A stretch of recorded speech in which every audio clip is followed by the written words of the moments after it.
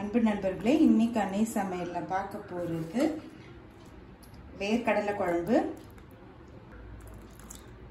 வாங்க வேர்க்கடலை குழம்பு எப்படி செய்யறதுன்னு பார்க்கலாம். இப்போ தேவையான அளவு தண்ணி சேர்த்துக்கலாங்க. 1/2 கப் வேர்க்கடலை 1/2 மணி நேரம் ஊற வச்சு சேர்த்துக்கலாம். இப்போ மூடி போட்டு வேர்க்கடலை வேகிற வரைக்கும் வெயிட் பண்ணலாம். இப்போ கடலை நல்லா வெந்துருச்சுங்க.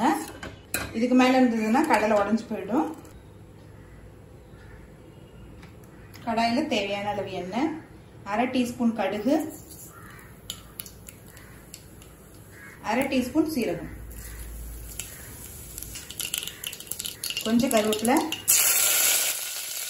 ஒரு வெங்காயம்.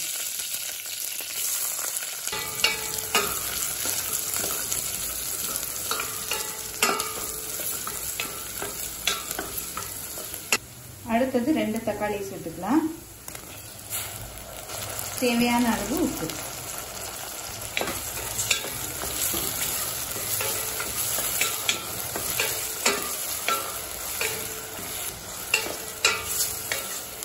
கால் டீஸ்பூன் மஞ்சள்தூள்,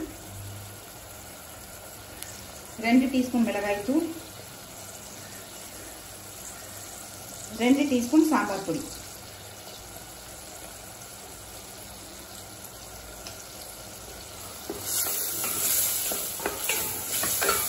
சாம்பார் பொடி சேர்க்கறதுனால குழம்புக்கு நல்ல டேஸ்ட் கொடுக்குங்க.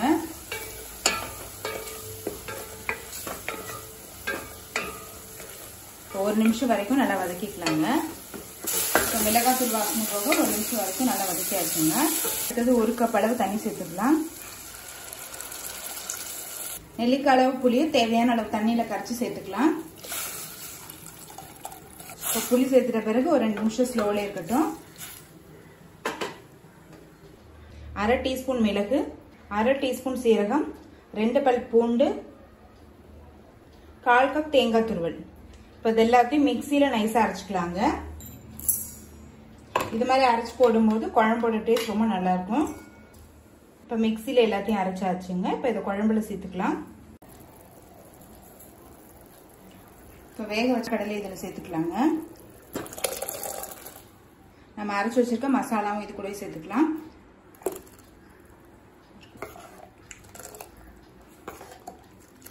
இப்போ குழம்பு நல்லா திக்காகிற வரைக்கும் வெயிட் பண்ணலாம்.